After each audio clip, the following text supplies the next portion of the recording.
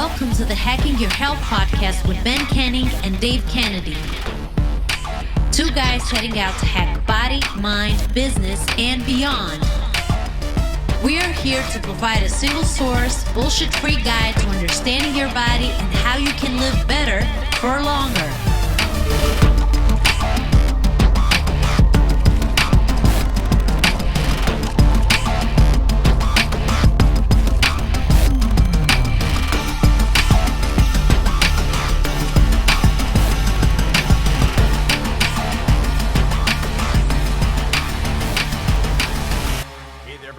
It's Dave Kennedy, or Hacking Dave, from the Hacking Your Health podcast. Just want to say, if you enjoy what we're doing here, what you're listening to, please share us. We're all over Instagram, Discord, Facebook, Twitter, you name it. Check us out at HTTPS wehack.health, as well as our Discord server, which is discord.gg/wehackhealth. Pretty much everything is wehackhealth. But thanks again for all the support, all of the stories that you're sharing. Share your successes, your struggles. That's what this community is here is for. That's why we do this podcast, and your energy supports us. So thank you so much, and hope you enjoy the podcast. Yo, what's up, everybody? Welcome back. I'm Ben Canning. I'm Dave Kennedy. And this is Hacking Your Health podcast. What's up, dude? What's up, man? It's another week. I caught a little bit of a bug this weekend, so I was sick. And I do want to say something, and I've actually held this in this entire week, and I didn't want to it's something that you said that upset me. And I've held it in this entire week because I wanted to discuss it on the podcast. Because why else, not to air our dirty, or why else to air our dirty laundry with thousands and thousands of listeners. But I was sick on Saturday and Sunday, and Sunday is obviously my rest day. And Monday, I was still pretty darn sick. And I shot you a text message, and I was waking up, I think around, I was maybe like 7 or something like that. And you had sent me a text message, and I said, "Hey man, what's going on? Hope you're doing good." And I think you responded back and said, "Oh, hey, I'm going to go work out with Helmy. Are you going to lift today?" And that really upset me. Like, you said, "Are you going to lift today?" Like, that hurt me down in my soul, because you thought that there was a chance that I wasn't going to lift even while I was sick. So I just want to throw that out there, that I personally felt attacked, and I feel like we've known each other for a long time, and you shouldn't say something like that to another friend. So just throw that out there. Well, I apologize. I mean, usually whenever you send me a message about being sick or about being ill or about anything, you will always follow up, but I'm going to get my lift in anyway. And I didn't have that confirmation, so I just needed to get it from you. All right. Okay. That's fair. I can see your side of the story. I'm just saying, words have an impact on people, my friend. And, I felt like, no, it's all good. But I did get my lift in, and actually, world's actually going pretty good right now. My wife had went to Orange Theory on Monday, and the trainer, I guess, had a talking to, because he didn't sing the entire time apparently. So I don't have to switch studio locations or anything like that. So unless Aaron's just fucking with you, and she's like, no, it's fine. She wouldn't do that. No, she's just as annoyed as I am, and apparently a lot of the other people there are annoyed too, because there wasn't a lot of people in that class where there normally is. So people were boycotting it, and a couple other people have mentioned I hope he doesn't sing today or something like that. And so there's definitely a notice that was happening. So I think we're in the clear now, and I think that's been corrected. So I can go to Orange Theory. I went today, and definitely wasn't 100%, but was able to do well, and got it in, and feeling great, man. How about you? I'm doing good, dude. I trained with Helmy yesterday. And you trained Helmy? No, I absolutely did not. I'm going to use that as a soundbite. I trained with Helmy yesterday and survived. And actually, do you know what? It's funny because, I don't know, it's just like a different vibe whenever it's just me and him training in the gym, because there's nobody else there. Yeah. And I sort of have blocked it out that, I think it was about 1:00 we went to train. I was like, I don't really plan anything after that, because I don't want to be like, oh, I have to go in an hour, I have to go in 2 hours. So it's like, we just take our time with it. And I'm just going to have that few hours blocked off that I go and hang out and just sort of catch up. So it was good.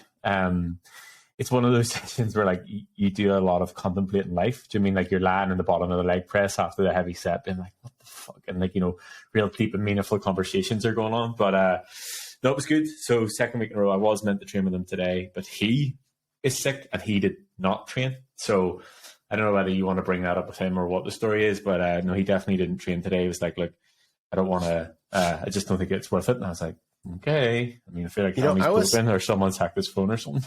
I was actually really surprised by that. I expected Helmy to be training even those days, but in all honesty, and we joke around about this, but it is important to listen to your body. So if you're directly sick and it's bad, you shouldn't be probably lifting in many cases. Now, I was already kind of on the uphill of healing, and I felt like I could get a good lift in, and I did. I was still coughing, and it's obviously my own personal gym, so I wasn't impacting anybody else, but I felt like I could get my lift on.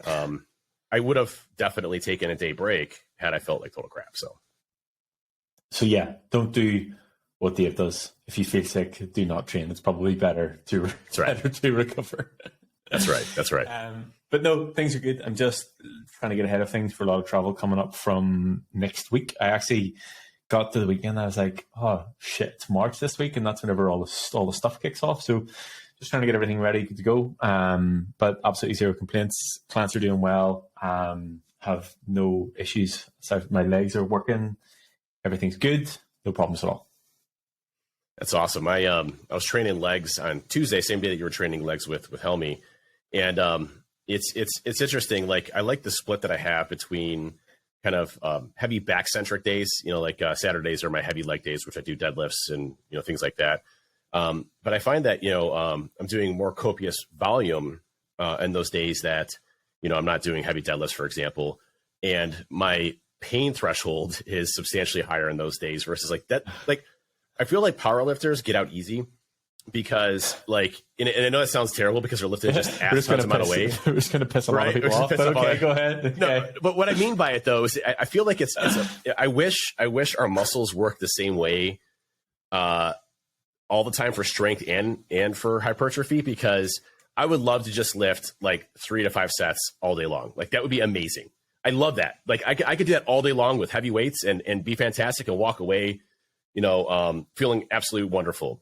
When you start getting into like the burner sets where your muscles are so fatigued and you're continuing to push and you get that burn and, you're just, exhausted, you depleted all your glycogen stores and like everything is just, aching. The next few days after that, I'm just like, I'm a wreck, even, yeah.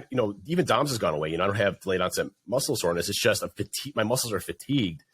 And days that I lift heavy, I'm like, man, did I really even destroy my muscles? So it's a very different feeling. I wish I could just power lift and be huge, and get huge muscles, but unfortunately it doesn't work that way. And at least not as well.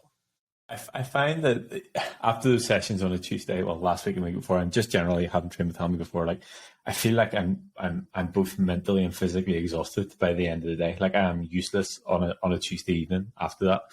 And I was actually, obviously we spoke last week about the study and the video that Jeff Nipper put out about the lying hamstring curl and the seated hamstring curl. So we were doing seated hamstring curl towards the end of the session yesterday, and I was talking to Helmy about it, and you know what he's like? He's like, "Oh, right, okay, but I mean, so who for? Like, who's he saying it's better for? Like, why is it better?" And he's like down this deep rabbit hole. And he goes, "But the way you're built and the way that I'm built is completely different. So me on this and you," I was like, shouldn't have fucking said anything. But yeah, just interesting to get his insight as well. And actually, last Thursday we did a lot of like setup and training videos, which was an interesting experience, and it was funny because I put the video together, put it in the mainframe and whatever else, and I was having a call with the Hacks team on Monday, and probably was like, "You and Helmy are just so funny." I was like, "Cut all the funny bits out." Like, that was us being. This is us being serious. Yeah. I was like, I cut all the like bloopers and the funny bits out, but there's one that I'll have to share it. But it's like, whatever way Helmy had set the camera up, it was like my head wasn't in it, so I was like down like this. I was like, I gotta alter it. And then he's like standing beside me, he's like, having a conversation about how tall he is, and I'm looking at him and like, right, okay. But just funny interaction. But yeah, I cut all the funny bits out, so I don't know where that came from. I guess just 2 comical characters, but that was a lot of fun too. Just getting that done, and some really valuable stuff just from him, and it's just a different insight. And it was funny because there was a lot of things that he was doing, and I was watching him, like sort of thinking like coach and I watching him. I'm like, okay, that's okay for you, but the amount of muscle mass that you carry, it doesn't necessarily same movement transfer over to other people. So there's definitely a lot of ways that it needed to be broken down. So yeah, but a lot of fun hanging out with Helmy the past week or so. Yeah, I also had my blood work done recently as well, and so for those that or just kind of tuning into the podcast, I go to where have you been? Kind of listen to the rest of the podcast to get caught up. But no, I use a specialized clinic for longevity, and I use Merrick Health, which is by the guy that's More Plays More Dates guy, Derek. It's his company, and I'll say really phenomenal resource. And I also, a lot of folks use IMHRT as well.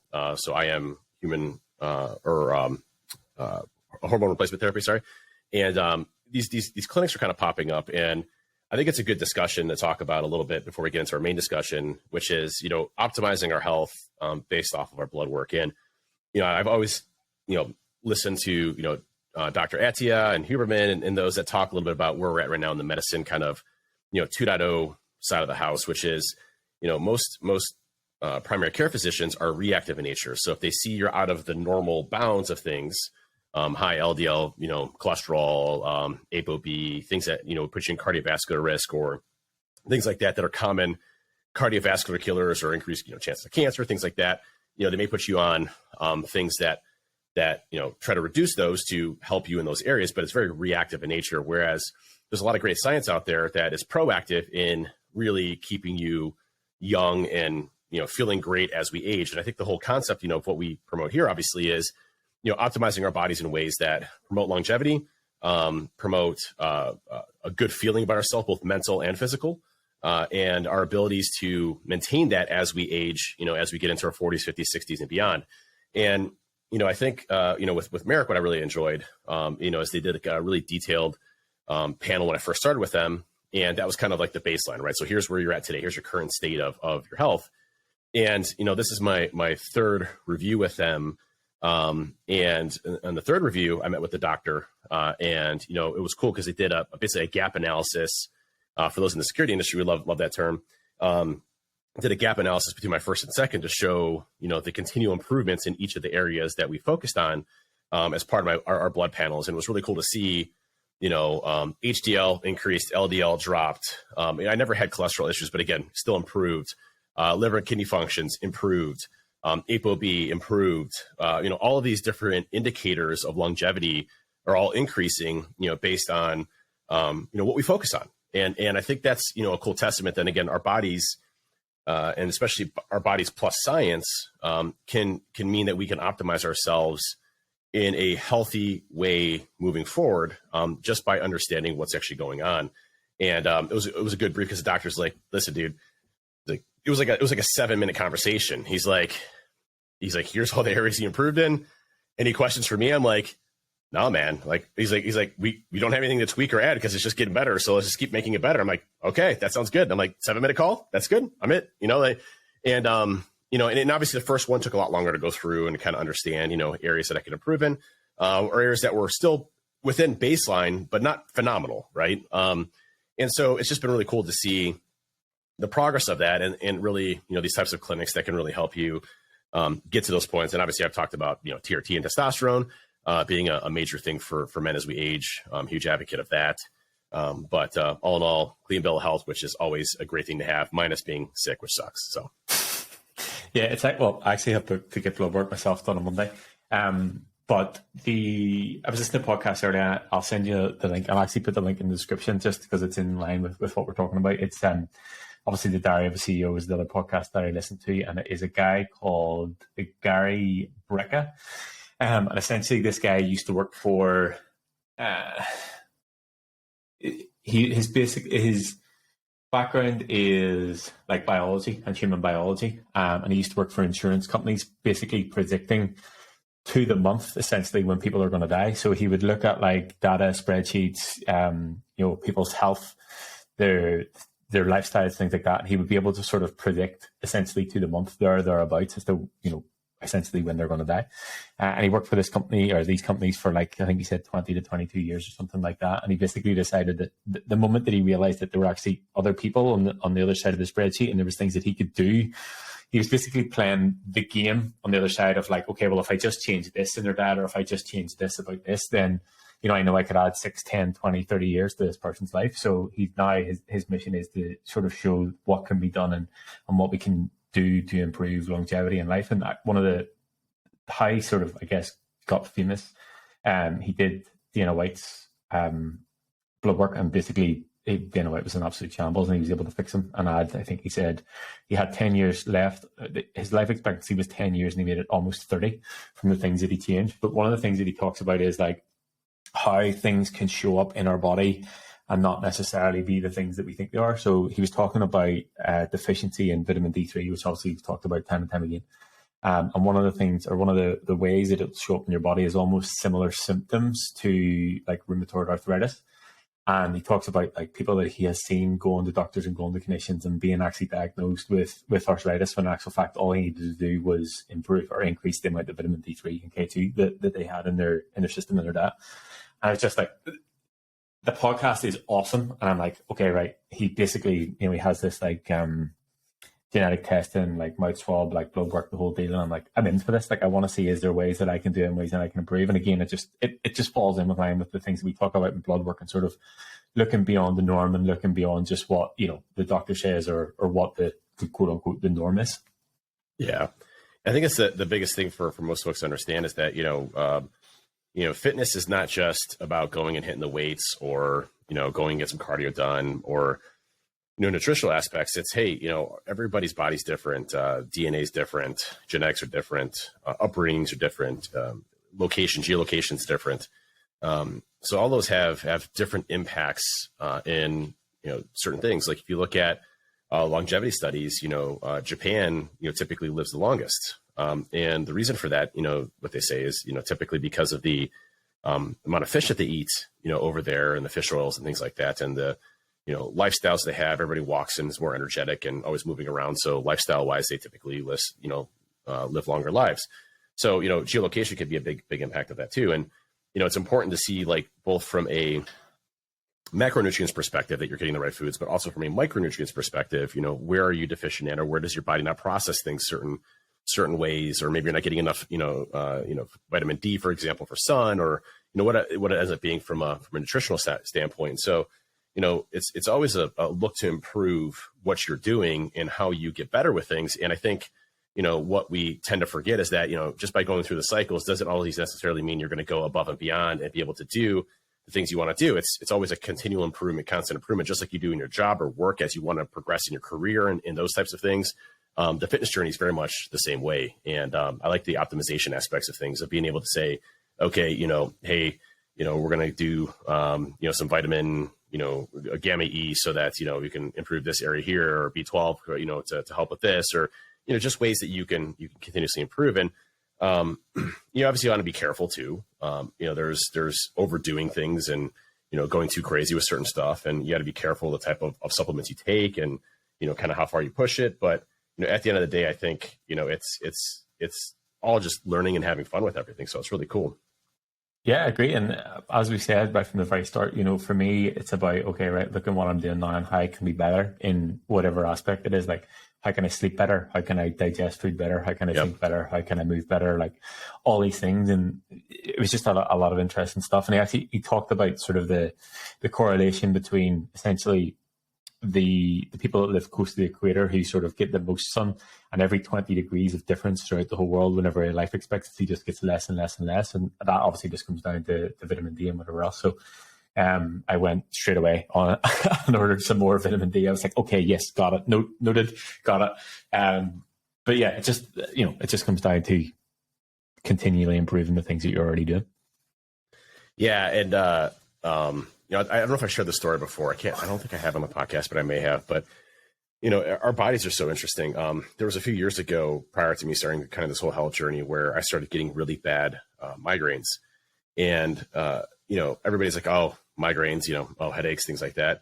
I mean, no, these were no bullshit. Every single day for 6 months straight, every single day, for 4 to 7 hours, I was having, ocular migraines where I could barely see, I could barely communicate, I could barely talk, I could barely speak. It was going on for 6 months straight. And, it got so bad that the room would spin, and I'd feel like, you ever drank too much. Well, yeah, I'm sure you have, but you drink too much. You get the spins. Yeah. Very much had the spins without having to drink anything. So it was like a free bonus. I'd only be able to go to work for, maybe an hour. or two, because the lights would just start to impact me to where I just, again, trigger my auras. And all of a sudden the rest of the day I'm back in bed, for 4 or 5 hours, just, staring at the darkness. Couldn't use computer screens. And, I'd gone to, ENTs and all these specialized doctors. And, I remember going to the emergency room, went to the Cleveland Clinic. In the emergency room, I had these like crazy doctors, like flashing lights and hitting my knees. And like, it was like something out of like a science movie. I'm like, how does this equate to anything? I'm sure obviously it does. It's just, and, they did MRIs and scans and, all this stuff of me, and they couldn't figure out what was going on.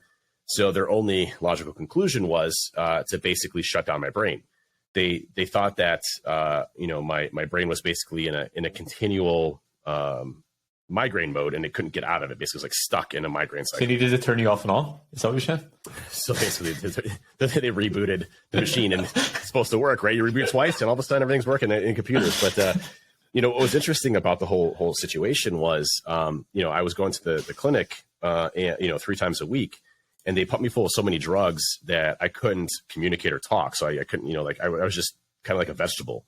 And, my brain was numb. I couldn't think. I couldn't do work. I couldn't code. I couldn't, have normal conversations. It was a really, really tough part, tough time.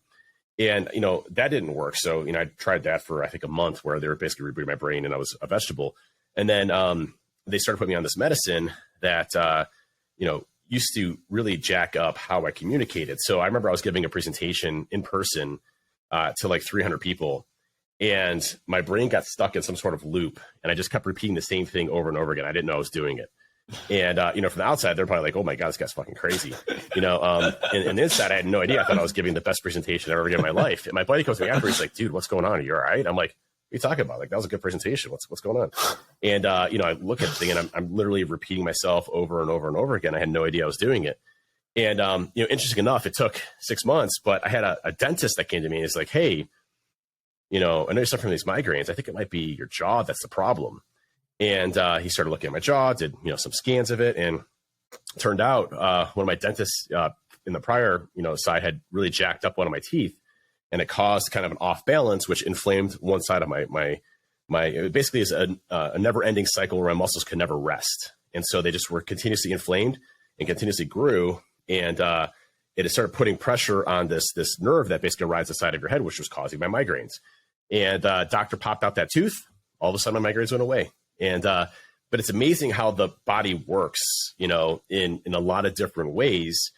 And, even with the top, amount of scientists and medicine and everything else, for it to me, my jaw was absolutely ridiculous. But the reason I explaining that story is, we all have different ailments that hit us, and there are ways for us of correcting and fixing those that, may not be with, shutting down your brains or rebooting everything, all that stuff. So ways that you can help yourself, So what you're saying is there was a glitch in the matrix with Dave for a while, but now he's better because he got his tooth removed.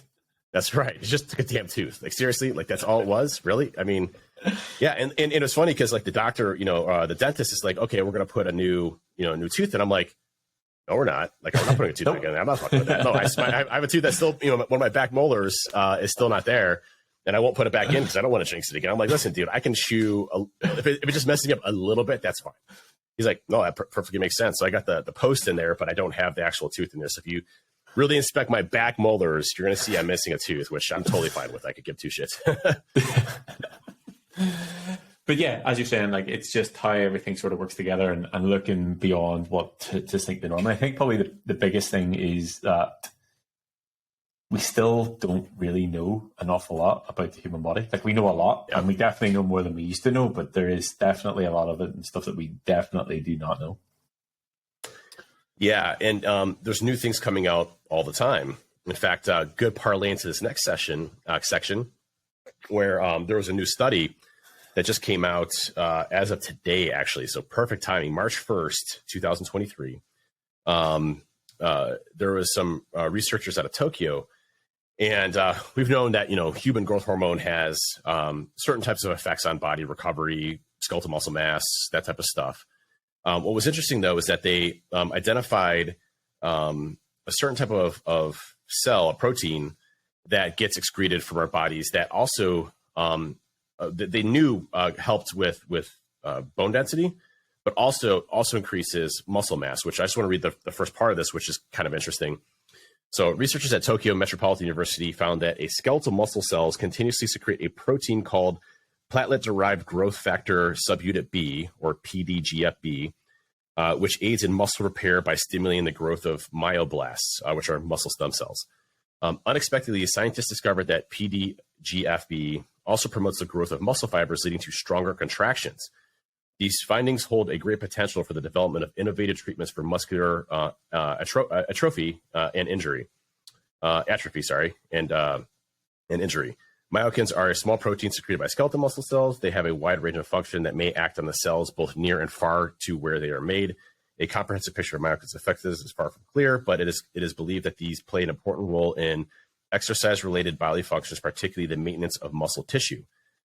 So I thought this one was really interesting, is that, we think we know everything about muscle hypertrophy and growth and everything else, and now they find this new protein that's basically probably the catalyst for why muscle tissue repair and growth is actually occurring, which, obviously, could lead to, the ability for people that are having muscle atrophy or not growing or things like that to have, pharmaceuticals and things like that might actually, play into a role to help them out. So it's kind of an interesting one where, every single day there's something new, which I thought was kind of neat. Yeah, for sure. And I think that's why, I guess this sort of leads us into what we're actually going to talk about today. There's no, and it goes back to what Helmy said, there's no definites. And I think, again, sort of what we said last week, whenever Dr. Lane Norton said that, if someone gives you a definite, they're probably wrong. And everything it depends. And, being aware that something that we maybe even talk about today may not be true or right or correct whenever sort of new research comes out. Yeah, I mean, new stuff every day. There's another study that just came out recently around resistance training and its ability to repair cells that are damaged by Alzheimer's. Resistance training equates to recovered muscle mass and, cells that are damaged through Alzheimer's disease in your mind. So, there's new things coming out all the time that kind of enforce that, hey, we have to live kind of a healthy lifestyle and get rid of this kind of sedentary lifestyle that we have. And, leading us into today's topic, which I think is an important one, is we wanted to discuss, there's obviously the perfect lighting setup for your office for podcasting. Is that not what we're talking I've spent so much time, and I don't like where it's at right now. It's not bright enough yet. Can we pause the podcast while I fix the lighting really quick? No, just kidding. But I think when you look at the fitness industry and you look at kind of, this is something I was listening to the Mind Pump podcast on, and gyms really didn't become popular until the 80s. And a lot of that had to do with Arnold Schwarzenegger and kind of the whole docuseries and things like that came kind of his thing. And, at that point in time, guys were like, oh my God, I want to look like Arnold. And women are like, I don't want to look like that. And so, these gyms become really popular with men, wanting to lift and get big muscles and everything else, and kind of spawned the whole lifting era in the 80s. And gyms started becoming profitable, became valid business models. But traditionally, gyms were more of clubs. And, you look at kind of how the fitness industry emerged, it emerged through a lot of different areas. But, there's always been a clear difference in how it's portrayed for how men train and how it's portrayed for how women should train. And there's a lot of, I think, misconceptions out there about training for women and training for men. And, what we kind of wanted to talk about today was, what are the differences between, training between men and women, and how do we look at those differences and say, well, are they really differences, or what's your goals and objectives? And, there's a lot of things that I think to break down in today's podcast, because I think most women think that, if they're going to, and by the way, I'm not saying, this as a man explaining to a woman or anything like that. I'm just, explaining the general goals. And my wife is the same way, by the way. Erin and I've had this conversation many times. And, Erin, fully believed that if she went to the gym and lifted heavy, she would get big muscles and that would look bad. And, the truth of the matter is that, women don't produce the same level of testosterone. They produce a little bit, but not the same level of testosterone as men do. So their ability to actually put on copious amounts of muscle mass is not there.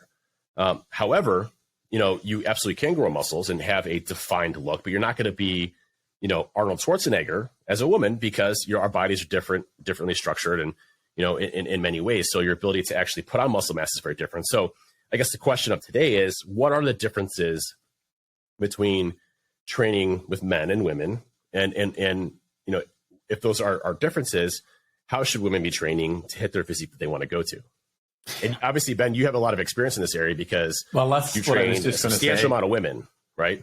That's what I was just going to say. So I would say 80% of the people that I coached whenever I worked one-to-one, so before I went fully online, were women. So the majority of my coaching career, I coached women. And the way that came about was I was coaching women and more women came because they wanted to look like those women and get those results. And the sort of 20% of the guys that I coached just saw me training and how I trained, and that's where the sort of connection that was. So I do have a lot of experience whenever it comes to coaching females, and the differences in sort of what to look out for and how to build training programs slightly differently around things and whatever else. But I will start with one thing that I remember very clear just before I started coaching. So there was a female coach. So there was two gym coaches. The first one was the one that I used to train at. And then they opened the second one, which is the one that I used to work out of. So I used to coach out of. And there was a female powerlifting coach who used to work in the initial one. And I remember just having a chat with her, and I was quite friendly with her, and she trained my mum for a while, and like I knew her quite well. She used to come into the restaurant that I used to work in back and forward. And I was just asking her for like some advice as a coach and whatever else. And she literally looked me dead in the eye and she said, if you're going to coach females, don't coach them any differently. And I was like, okay. And that sort of brought me down the rabbit hole of like, okay, right, well, how do we, like, what do I need to do and whatever else. So in terms of, I guess the best way to look at it is essentially based around what the goal is. Now, I would say that a lot of times the goals for females are different than the goals for males, not always. But the most basic way that I can break it down, or the biggest, I guess, separation that I can see in the two is whenever I used to coach females, and not all the time, and I'm not generalizing by any stretch of the imagination, essentially I just wanted to have a smaller waist and a bigger bum and bigger legs. So that was the focus. Whereas you and I want to have bigger shoulders and a bigger chest and bigger arms. So where you prioritize, also known as bigger everything. Yeah, and bigger leg. Yeah. But where you prioritize the volume whenever you're building out the sessions was different, because their goals were different in terms of the muscles that they were trying to increase the size of. So it wasn't necessarily that I had to train a female in a different way than I had to train a male. It was just because it was just the things that they were trying to achieve and the areas that they were trying to improve were different. We had Meg West on a few podcasts ago, and I thought what was really telling about, and that's at CyberSecBag, I think that was one of our better podcasts we've had. She was a great guest. I asked her the question, what would be the difference of what you do versus what you would see your male counterpart do, from a training perspective, and how you've had a lot of success. And she said, nothing, zero. It was the same things that we've talked about here on the podcast, which is, understand the goals that you want, and understand how to achieve those through nutrition, through macro counting and calories, through resistance training, through being active. And then from there, everything else is kind of a foundation built off of that. And, I think, there's a lot of sensitivity on women actually lifting weights, because they're concerned about, muscle mass size, or looking too big, or, the bulking and cutting and all that other stuff that kind of comes along with it. And at the end of the day, I think what most folks have to realize is that, putting on muscle mass is a good thing for you. From a women perspective and men perspective, it increases your bone density, longevity. Again, we've talked about this before on the podcast, but some of your leading indicators of how long you're going to live is your VO2 max and grip strength.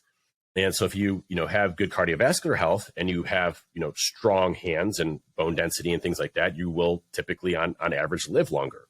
So from a training perspective, when you look at what you're trying to accomplish, our goals may be different as far as what we want to accomplish, as far as from a Dave perspective versus a certain person in the group that's also a man. May want to be more thin and lean, but not as muscular and big, right? from a frame perspective. Or you have a woman that may have wants more defined legs, more of a definition around abs and kind of a toned arms. So there's different objectives that we all have. But at the end of the day, resistance training shouldn't be this taboo thing, where we really look at this and say, you shouldn't be doing that or should be doing this. Everybody should be doing resistance training. It's one of the foundational core things that will help you get better with everything that you're doing. And I think that's something that's often lost in translation. Yeah, for sure. And I think there's something that's like badass. And I remember like used to, like some of the clients that I used to train, and even some of the clients that I train now, but I obviously don't see it in person, but just doing some cool shit, lifting heavy weight. And I used to like, guys looking at you and being like, how the fuck, like what is going on here? And I just think it's cool. I know that it's cool from the experience, like for females to feel strong. And I have to shout out Jill at the minute because she's in like a lean muscle building phase because we don't like the B word. But she's just absolutely loving being able to progress and feel stronger. And in her check-in photos, she like hit a sneaky front double bicep. And I just thought it's so cool to see like an athletic female physique and someone who takes their training seriously. And also Sarah in the Hacks program, like she keeps sending photos of like, 220 pound, 230, 240 pound deadlifts. I'm like, that is badass. And I think, knowing, for me in that situation, it's like seeing people achieve something that they never thought they could. And it doesn't necessarily have to be a male female thing. Like it's more just based on whatever their goals are and sort of orientating the frequency and the volume of training around that. The one thing that I would say, and again, this doesn't necessarily come to a male female thing. It could be to myself, whenever I first started training, like I had, relatively low muscle mass and things like that. Generally females will carry low muscle mass so they can handle more volume, more frequency, get away with less recovery because essentially there's less muscle to recover. So that would be one consideration that I would have, male versus female, or an untrained male versus a trained male. So someone who carries a Helmy, for example, versus me whenever I trained, like Helmy's going to need a lot more recovery because there physically is more of him to recover, and the stuff that he's doing is more physically taxing to actually do it. So that is one consideration. But again, it's not a male female thing. It's just a sort of lower muscle mass thing more than anything else. And our bodies actually work the same way when it comes to how we build muscle. If you're a female and you're lifting weights and you're lifting heavy weights for lower rep ranges, you will increase in strength. If you're doing, higher rep ranges, not 30 or 40, like they told you to do, in the fitness albums, or fitness, booty busters, whatever the heck those were, back in the 80s and 90s, you don't have to do 40 reps of things. It's very much the same type of concept as muscle fatigue and, putting your muscles through resistance training and strain and volume. So at the end of the day, the more volume you lift, the more your muscles will grow, the more tone you will have. And I think, the hardest thing for me when I was first starting off in this journey was to understand that, you can shed the weight off and still not look great. You can be skinny, but not look good. And it's not just about looks, it's obviously a lot of other aspects that come along with it too, the habits and your mental clarity and everything else that comes along with it. But I think, there's a misconception that I have to drop 20 pounds or 30 pounds or 40 pounds or 50 pounds or whatever. And then all of a sudden now it's going to be good. And, someone had asked in the chat room in Discord recently, like, Dave, how did you get your abs? And I was like, well, first of all, thank you for complimenting my abs because, I never had anybody do that to me before. So that's cool. I like that. But the truth of the matter is that to get a physique that most folks want, you're going to have to go through a muscle building phase as part of that. Now, whether that's, in a slight deficit and, you're building muscle and you're also kind of shedding pounds at the same time, it'll be a little bit of a slower process, right? Or if you're, got nutrition in place, doing more of that bulking and cutting that we talked about before as well. But, there has to be a muscle building component of that so that you fill out your body in a way that gives you kind of that tonality look. And I think, if you get super skinny, you get the sub 10%, 6, 7, 8% body fat, you can look fairly shredded, but you're going to be really tiny, and you're going to be, by the way, effing miserable, right? To be that lean all the time is just not a desirable thing. So, you kind of have to look at it and say, well, how do I balance this with, enjoying life and not being angry all the time because you're hangry, and also enjoy my physique and everything else that goes along with it.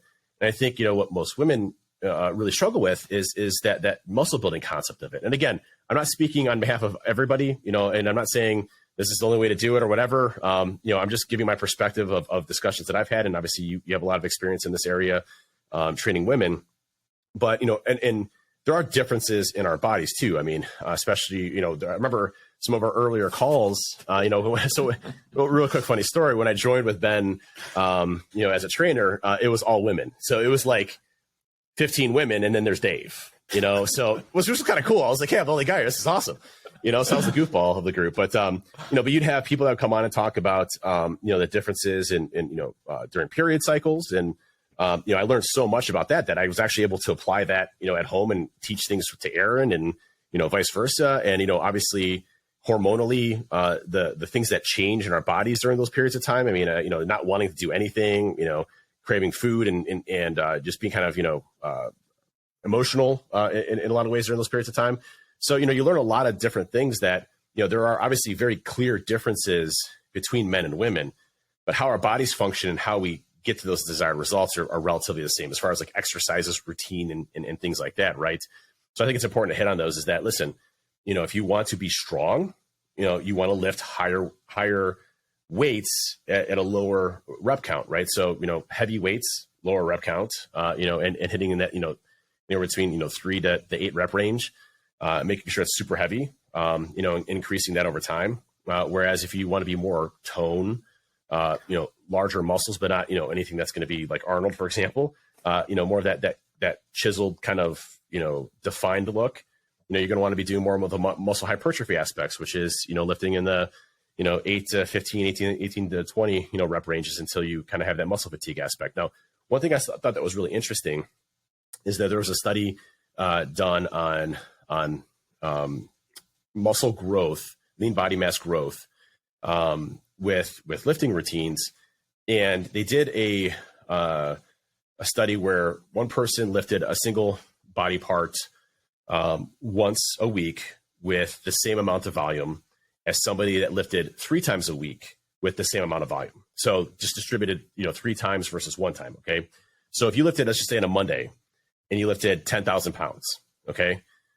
If you took that and divided that by 3, and you lifted that Monday, Wednesday, and Friday, the person that lifted Monday, Wednesday, and Friday had substantially larger, I think it was like 24% increase in muscle mass growth, because they were continuously reinforcing that resistance training to their muscles to create that mTOR process, which activates protein synthesis, which creates our muscle mass as we go along. So, it's interesting to see that it's the frequency of when we do things that can help also stimulate that muscle hypertrophy aspect and growth.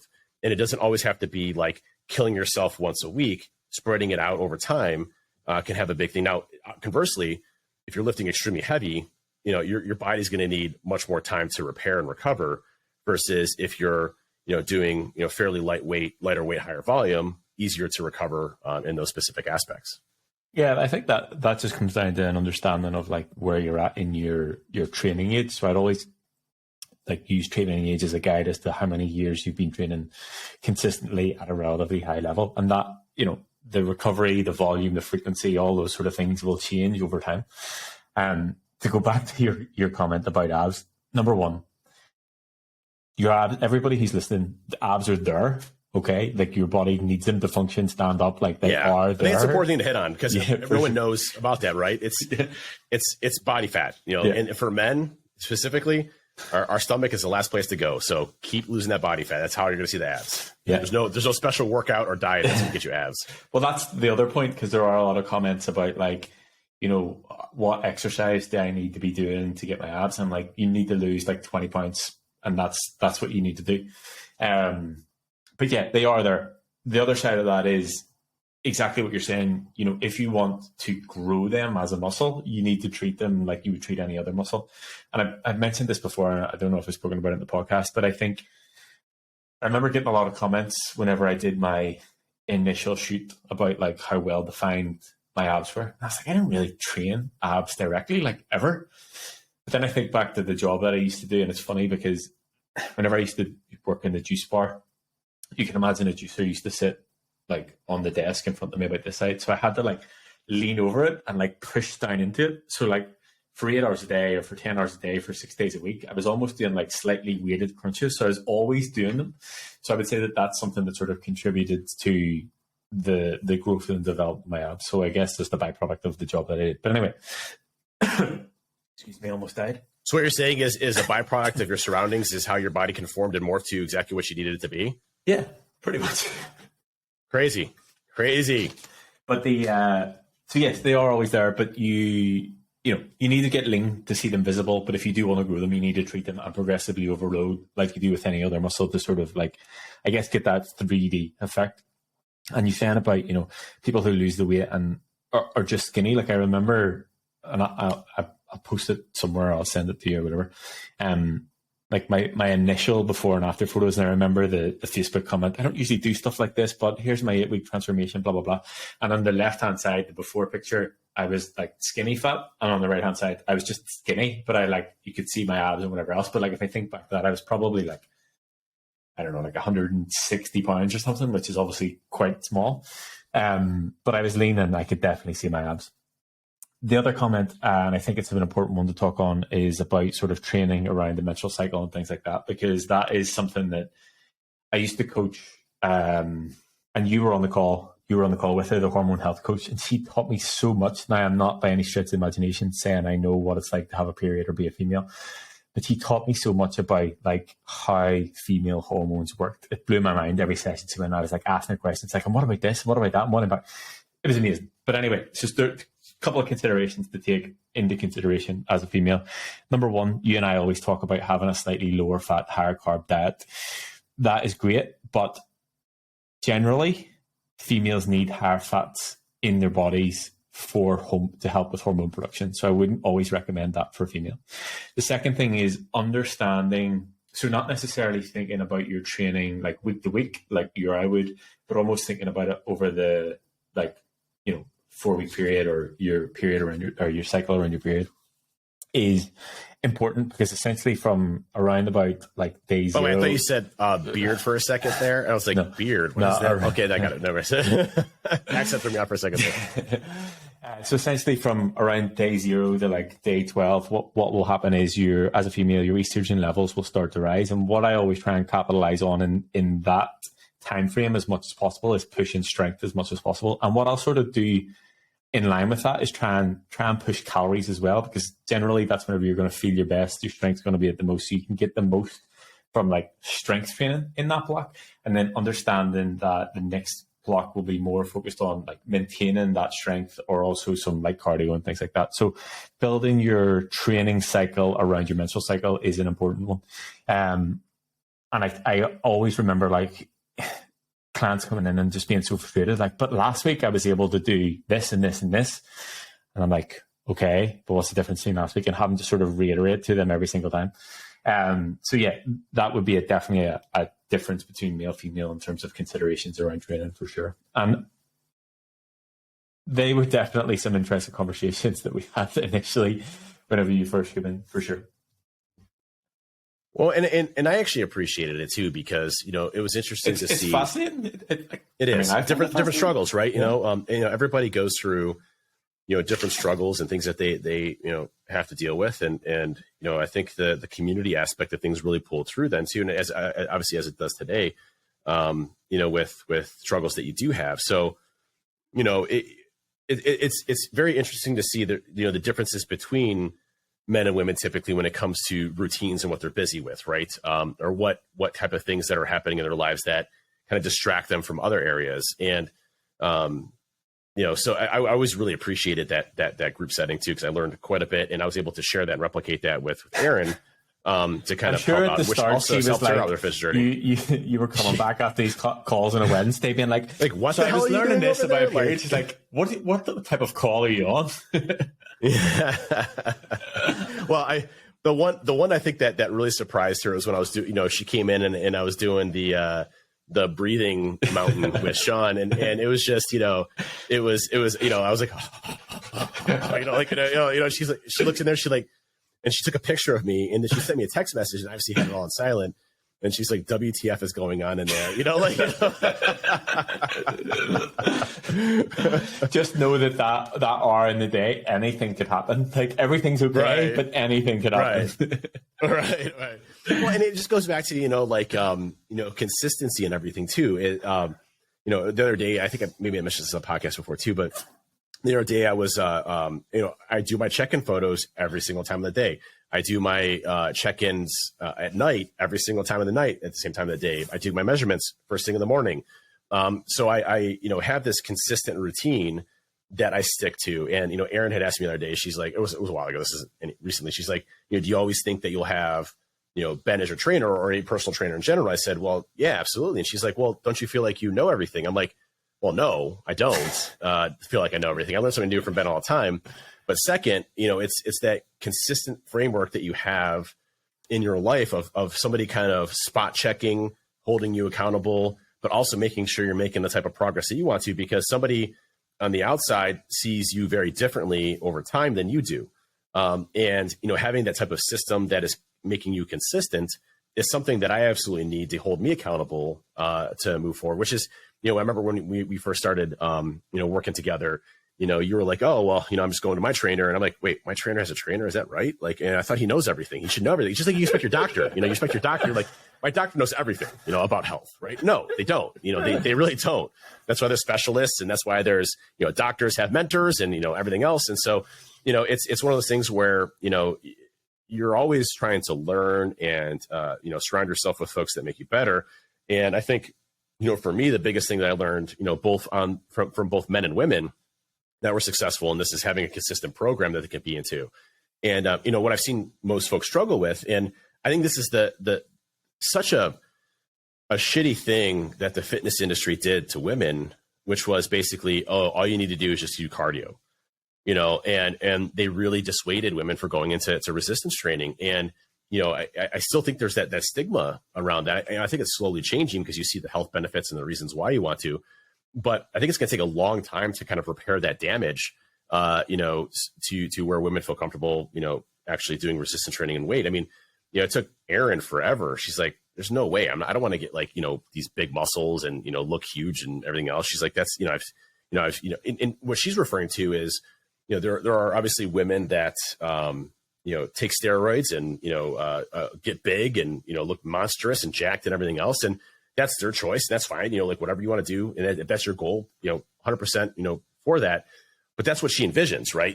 She envisions this, we saw a couple of them at the gym in Phoenix. I was like, holy shit, that chick, that girl is jacked. I was like, oh my God. Like her arms are like double the size of mine. Her back is like, she was like 50. I was like, oh my God, that's incredible. I was like, that's amazing. Like the amount of work that went in to get to that point, which is, 10 times harder, by the way, than a man has to, is phenomenal. So I was appreciating that. And, but that's what I think most women think of is like, if I start lifting, I'm going to immediately look like Arnold Schwarzenegger. A set of 10 push-ups and a deadlift. That's it. Immediately. Right. They're huge. Right. Like, oh my God. Like, she's like, yeah. I used to see it quite a lot. Like there was definitely a clear separation in Gym Co. I used to work there, that there were people who went to the classes and there were people who trained in the gym floor. And like I got friendly with a couple of people who did the classes. And I would always say, like, look, come on to the gym floor. Like the class was over here and the gym was down here. I was like, come out. Like, it's okay to be down here. And like, no. And then a couple of them like sort of ventured out and they come up after me. I'm like, I'm so glad that you taught me or told me to sort of like venture out. Like, it doesn't always need to just be cardio. And like, I feel stronger. I have better balance. Like, all the things that come on. And like, this is the way that it should be. I'm not saying don't go and do classes and don't do cardio, but don't just avoid weight resistance training because you think you're going to wake up and be absolutely jacked. Because I've been trying to wake up and be absolutely jacked for the past 9 years and it still has not happened. Yeah. And I think that's, your goals define, the objective of what you want to accomplish. Right. And then it's a matter of setting that plan into execution and, focusing and morphing your body towards those goals and objectives. Right. We've talked about that, time in, time out. And I think the biggest thing that people miss is that, listen, you're not going to be, you're not going to wake up one day and be like, oh my God, I gained 50 pounds in muscle mass. Okay.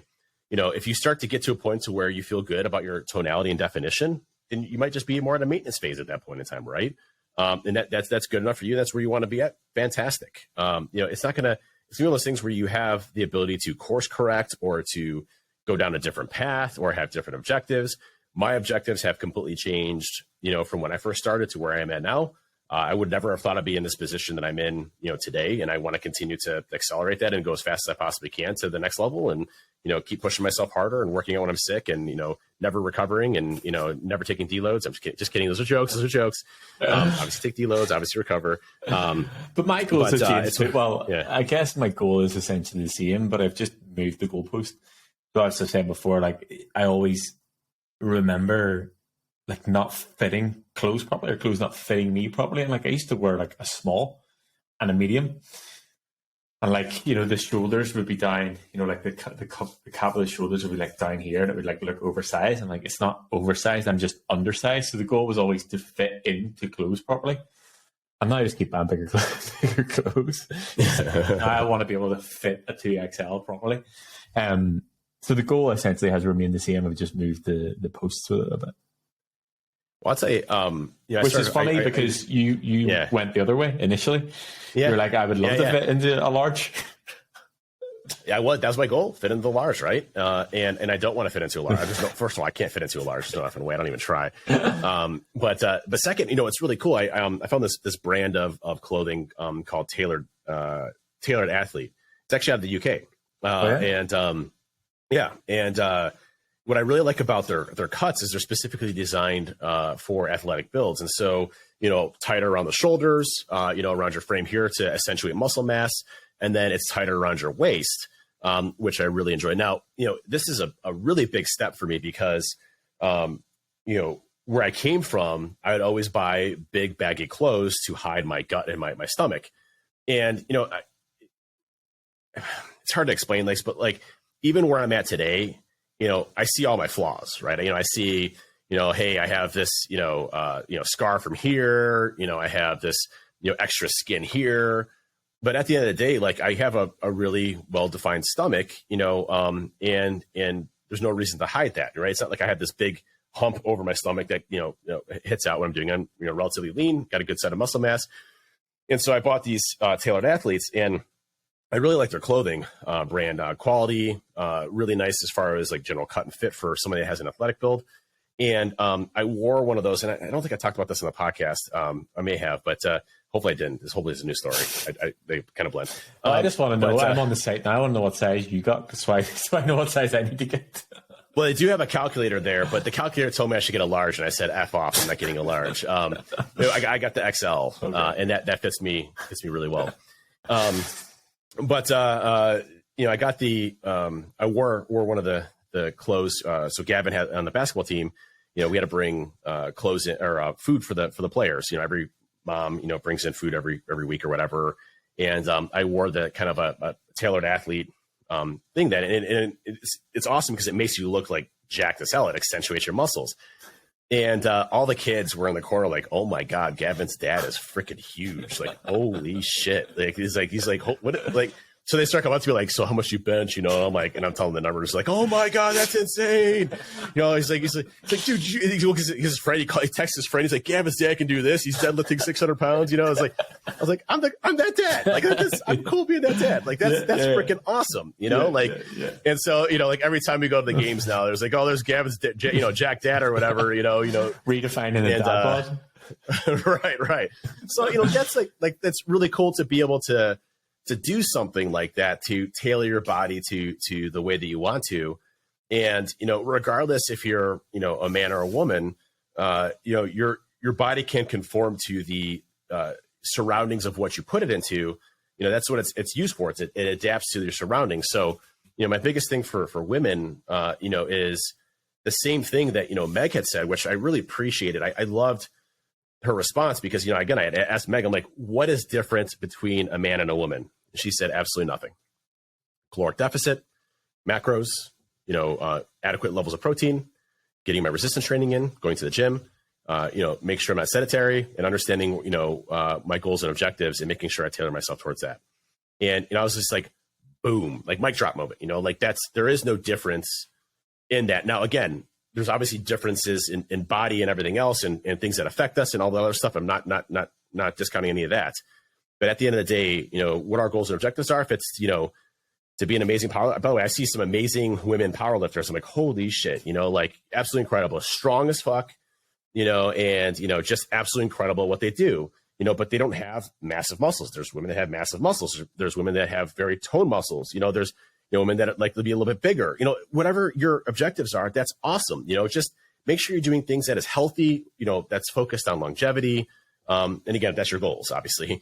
And that is for, just know the taboo around resistance training is one of those things that we really have to course correct in this industry, because I think, a lot of women are really apprehensive of going to the gym, hitting resistance training, and are always on like the treadmill, doing cardio, things like that. I obviously understand it's a generalization, but the vast majority of women that I talk to that were on, especially when you first came on board, I remember the onboarding calls. You're like, you seriously want me to do resistance training? Because we'd have the group calls and they'd be like, I've never lifted a weight in my life. Why would I do that? I just want to do cardio. And all the women are like, listen to Ben, trust him. He knows what he's talking about, so it's just interesting to see the different perspectives of things. Yeah, for sure. And I think it just comes down to building your training around what your goals are, and having an understanding of that.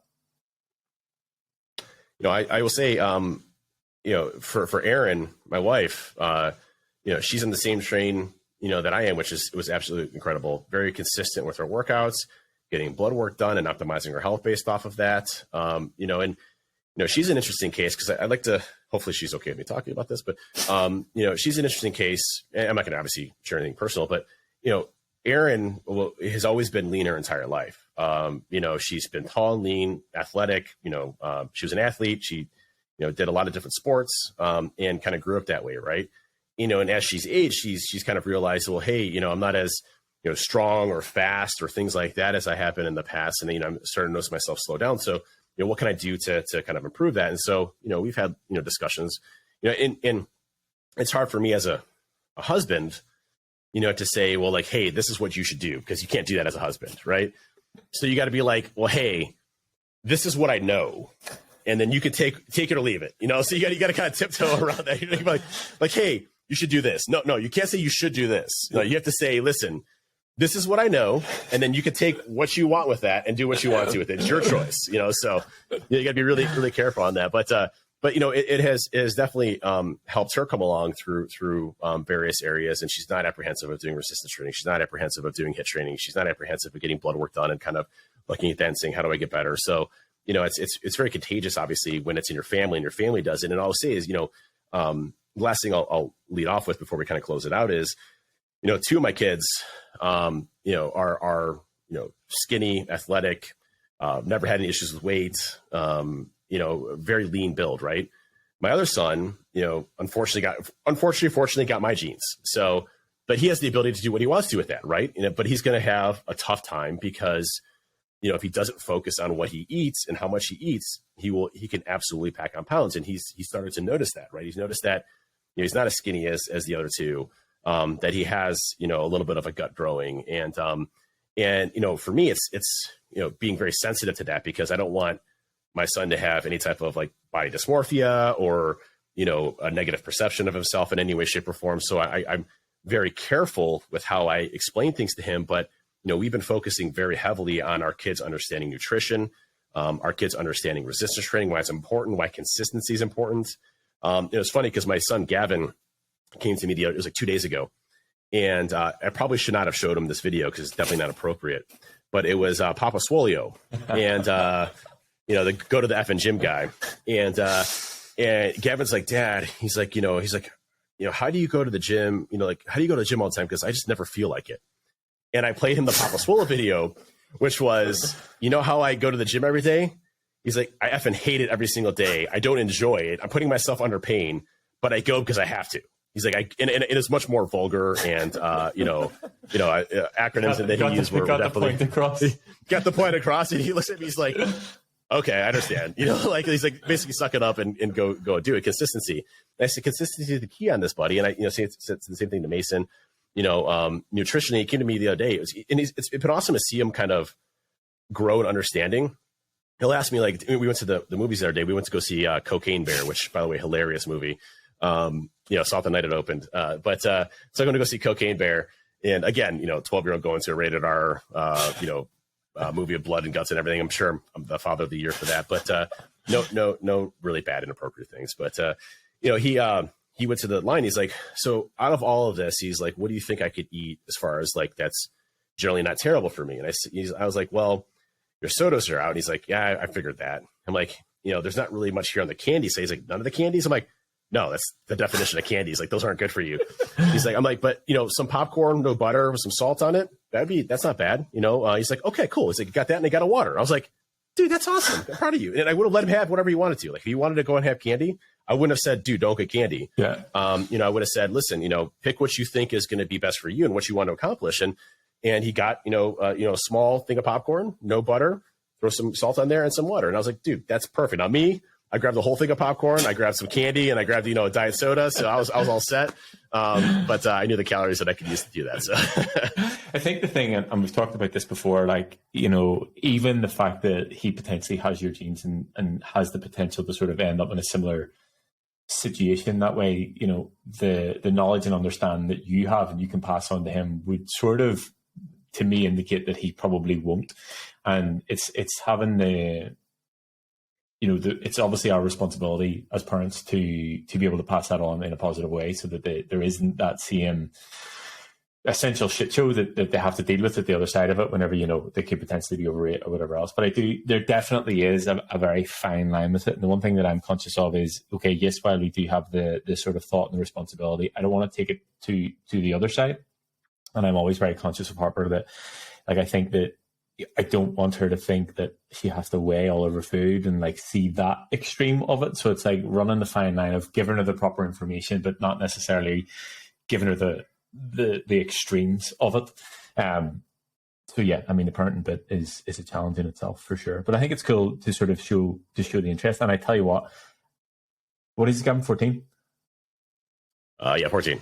I would love to have started training in the gym whenever I was 14. Like, can you imagine? Dude, that's what I told my kids. I'm like, do you guys have any idea where I'd be today if I started training when you did? I'm like, oh my God, I'd be insane. But yeah, I wish I knew what I do now. But it's actually interesting. Gavin and his friend Colin are coming over 3 times a week to do resistance training. I built them a program.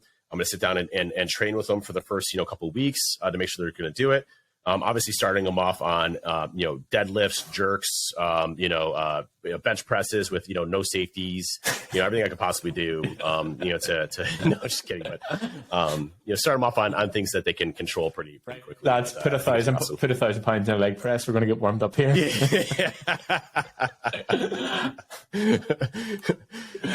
Anyways, well, I think it's important, and obviously, from a podcasting perspective, please know, obviously from a gender perspective, we're just trying to communicate the right type of information to folks. And this is in no way, shape, or form saying or dictating that you should do one way or another based on being a man or a woman. Your objectives, your goals. This is just what we know. Take with it. This is what we know. Yes, take what you know. If you think we're complete idiots, that's totally fine as well. But at the end of the day, our goal is obviously to help folks out regardless of gender. And at the end of the day, we've seen a lot of success happen by essentially doing the same thing together, and hitting your goals, objectives that way, and having a community that supports you and all that good stuff. And the same thing for kids, obviously. I think getting kids into understanding nutrition and health. I just I get so pissed that kids don't know this.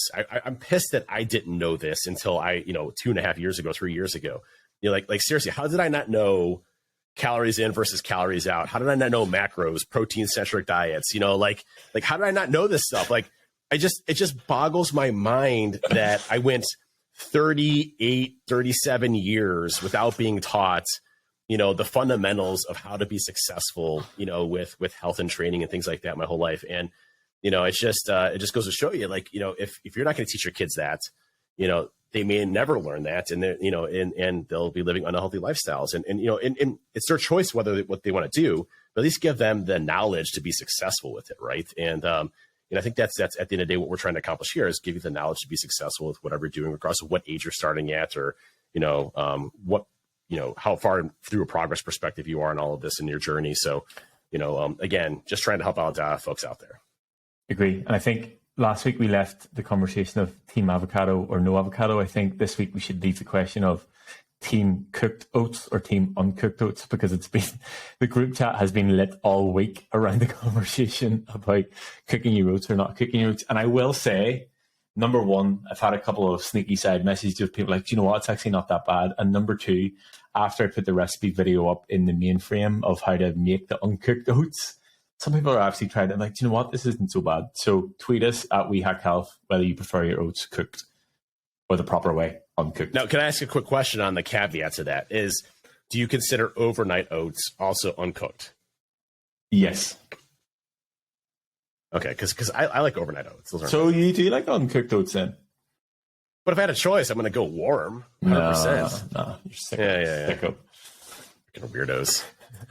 What happened the last time? Who actually eats cold oats? I don't understand. It's like cereal. I've only ever eaten cold oats. I don't know any other way. Man, you guys are weird over there in Ireland. The last time I was there and you made oats, you left them in the microwave. So I mean, you run into the fact that you may actually not get your meal in because you've forgotten, because you've left them in the microwave because you were cooking them. Whereas if you don't cook them, you don't have them. But guess what? If I go to an hour later, it's still going to be relatively warmer or lukewarm temperature. So it's still good. It's already been cooked, so it's going to be soft and perfect and everything else. Absolutely not. Absolutely not. God intended us to have cooked oats. Okay, I mean, otherwise, He wouldn't have had microwaves. So I'm just saying, like, it all checks out. When God created the microwave, it was to cook your oats, and that's cook your oats. Said it here on the podcast. Right, everybody. Thanks again for listening. Thanks for listening. Check us out on social media at WeHackHealth, #WeHackHealth. See you next week. See you next week. Later, everybody.